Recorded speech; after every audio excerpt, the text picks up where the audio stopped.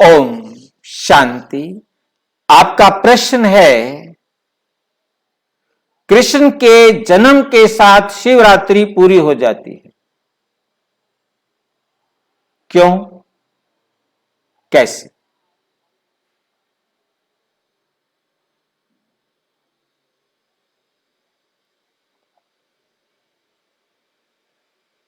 कृष्ण के जन्म के साथ शिवरात्रि पूरी हो जाती है।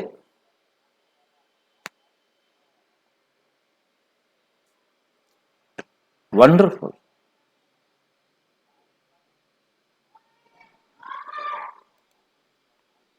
हमें सबसे पहले ये समझना होगा शिवरात्रि है तो क्या है।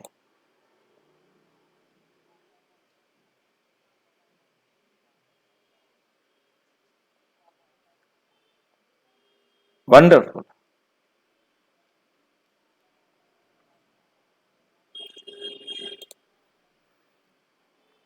शिवरात्रि परमपिता परमात्मा शिवरात्रि में आते हैं, आकर के सारे संसार के अंधेरे को दूर करते हैं। ये कोई एक रात की बात नहीं है। दुनिया वाले शिवरात्रि एक दिन मनाते हैं। कहा जाता है कि शिव का अवतरण हुआ या शिव का विवाह हुआ, दो बातें हैं। अब वो कुछ भी कहें, शिव का अवतरण इस पृथ्वी पर होता है, इसमें तो सार्वमान्य है। परंतु वो शिव कौन है जो इस पृथ्वी पर आता है? वो आकर क्या करता है, कब आता है, कैसे आता है, क्यों आता है? फिर शिवरात्रि कब शुरू होती है और शिवरात्रि कब खत्म होती है, इस बात को भी हम अच्छी तरह समझ सकेंगे। परमपिता परमात्मा आकर समझाते, बच्चे सबसे पहला भ्रम अपने जीवन से निकालें कि शिव और शंकर को आपने एक समझा। वास्तव में शिव और शंकर दोनों अलग अलग हैं। शिव और शंकर में अंतर है। अब कैसे पता लगेगा कि शिव और शंकर में अंतर है? तो हमारे सामने दोनों हैं, हम इन दोनों को देख रहे हैं। शिव को भी देख रहे हैं, शंकर को भी देख रहे हैं। शिव के लिए शिवलिंग रखा हुआ है और शंकर के लिए शंकर की मूर्ति इतनी बड़ी, या हम शंकर पूरा देहधारी बैठा हुआ है। शंकर के आगे शिवलिंग रखा हुआ है। अब हम ध्यान से देखें, पहली बात कि दोनों की शक्ल ही नहीं मिलती। एक शरीरधारी और एक अशरीरी अभोक्ता। बहुत ध्यान से समझना है। एक तो है शरीरधारी और एक है अशरीरी अभोक्ता। दोनों का रूप अलग अलग है, दोनों का नाम अलग है। एक का नाम शंकर शरीरधारी और शिवलिंग। कभी शिव आलय को शंकर आलय नहीं कहा, शिवरात्रि को कभी शंकर रात्रि नहीं कहा, शिवलिंग को कभी शंकर लिंग नहीं कहा। बहुत ध्यान से समझने वाली बात है कि कभी किसी ने शिवलिंग को शंकर लिंग नहीं कहा। दोनों का रूप अलग, दोनों का नाम अलग, दोनों का काम अलग। शंकर विनाशकारी और शिव कल्याणकारी।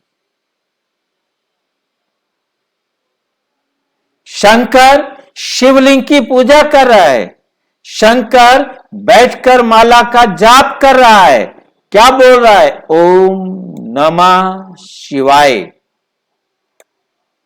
हर मनके पर क्या बोल रहा है? ओम नमः शिवाय। मैं आत्मा नमस्कार करती हूं शिव को। शिवलिंग की वो पूजा कर रहा है, शिव को वो नमस्कार कर रहा है।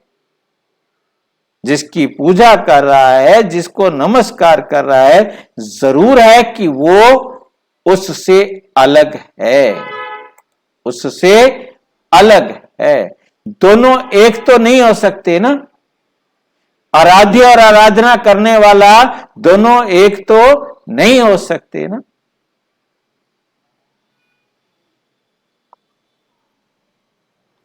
तो हमें समझ में आया कि परमपिता परमात्मा शिव अशरीरी, अजन्मा, अयोनि, अभोक्ता, सर्वज्ञ, सर्वोच्च है। शंकर भी उसकी आराधना करता है, ब्रह्मा विष्णु भी उसकी आराधना करते हैं, 33 करोड़ देवी देवता उसकी पूजा करते हैं। देवियों को कहा भी जाता है शिव शक्तियां। तो हमें स्पष्ट हुआ अब परमात्मा शिव आकर के सारे संसार की आत्माओं को कौन सी रात में आते हैं?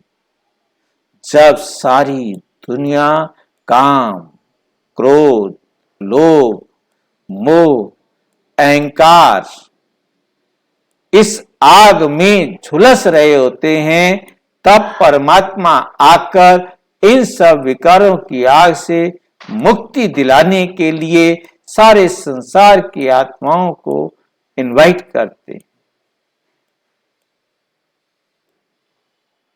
और सारे संसार को दुखों से मुक्त होने की शिक्षा देते।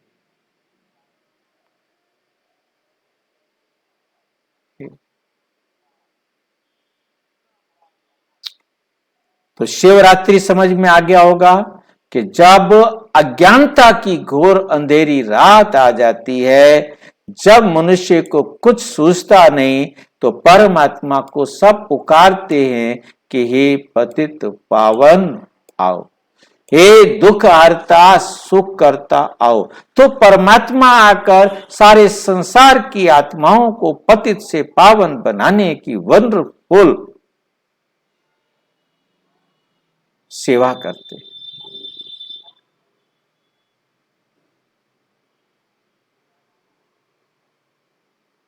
तो कब आते हैं वो?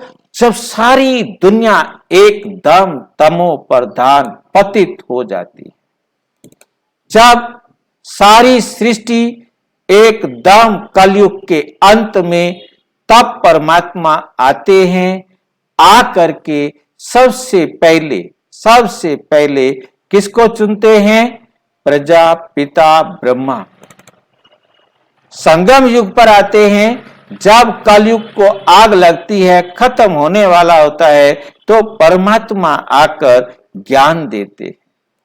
परमात्मा संगम पर आकर ज्ञान देते हैं, इनके तन का आधार लेते हैं, इनकी आत्मा के साथ इनकी भ्रिकुटी में बैठते, इनकी आत्मा के साथ इनकी भ्रिकुटी में बैठते हैं।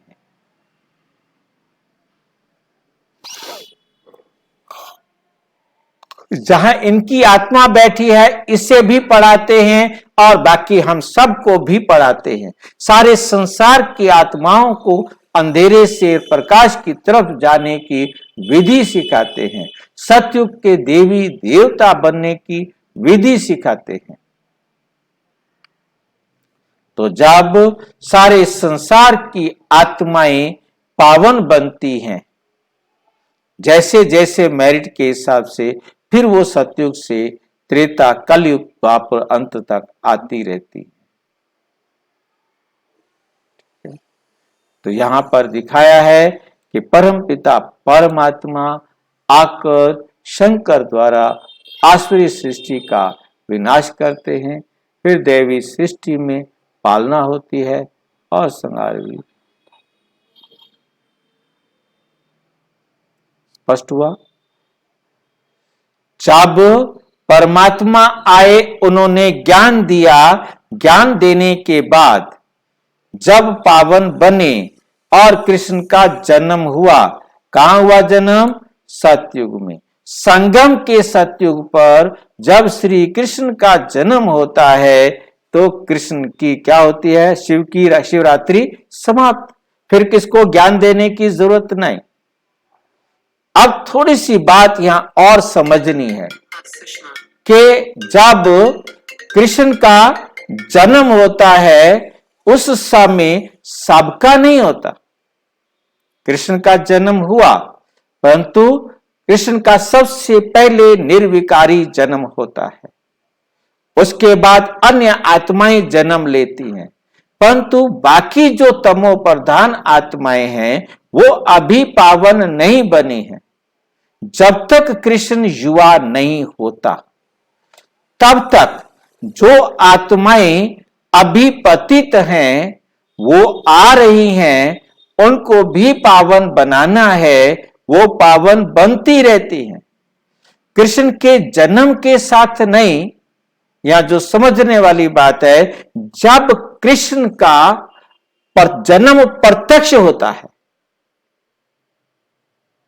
जिसके लिए बाबा ने कहा कि एक तरफ हाहाकार होगा।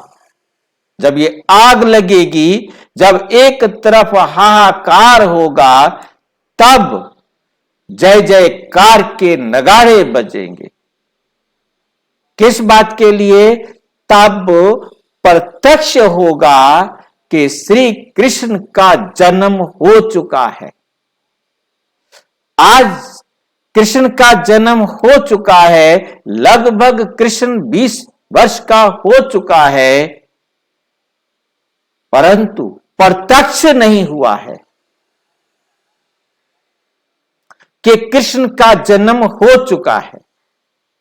बाबा ने बहुत अच्छा मुरली में स्पष्ट किया कि एक तरफ हाहाकार होगा, दूसरी तरफ जय जयकार होगी कि श्री कृष्ण का जन्म हो चुका है। प्रत्यक्ष होगा। कब होगा प्रत्यक्ष? जब आग लगेगी। किन के सामने होगा प्रत्यक्ष? जो सतयुग के आदि रत्न होंगे। बाकियों का कृष्ण से क्या मतलब? उनको कृष्ण के जन्म का पता लग ही नहीं सकता। उन सतयुगी आत्माओं के बीच प्रत्यक्ष होगा जिन्होंने यहां रहना है, जिनके शरीर सुरक्षित रहने हैं। और यह सारा खेल एक सेकंड का होगा। कृष्ण का प्रत्यक्ष होना, सारी सृष्टि का विनाश होना, यह एक ही सेकंड का होगा। सारी आत्माएं एक ही सेकंड में यहां से परम धाम चली जाएंगी। कृष्ण की आत्मा भी साथ में जाएगी, सभी आत्माएं एक साथ जाएंगी, आगे पीछे नहीं। और एकदम शिवरात्रि खत्म। एक ही सेकंड में कृष्ण के जन्म से कृष्ण के लिए शिवरात्रि खत्म, क्योंकि उसके बाद कृष्ण ने पढ़ना नहीं है, उसका तो जीवन रोशन हो गया, परंतु अब वो बड़ा होगा। उसके प्रत्यक्ष होने के साथ कृष्णरात्रि खत्म। फिर उसके बाद वो आत्माएं 1 साल परम धाम में रहेंगी और वापस आकर इस संसार में अपना पार्ट बजाएंगी। तो हमें बहुत अच्छी तरह से समझना है कि शिवरात्रि का अंत होता है कृष्ण की जन्म के साथ नहीं, बल्कि कृष्ण के जन्म की प्रत्यक्षता के साथ। कि और अच्छी तरह समझना हो तो प्रजापिता ब्रह्मा कुमारी ईश्वरीय विश्वविद्यालय के किसी भी सेवा केंद्र पर संपर्क करें। और यदि किसी प्रकार का कोई प्रश्न है तो 06-986 पर केवल टेलीग्राम करें। 9650692270 पर केवल व्हाट्सएप करें, फोन नहीं। ओम शांति।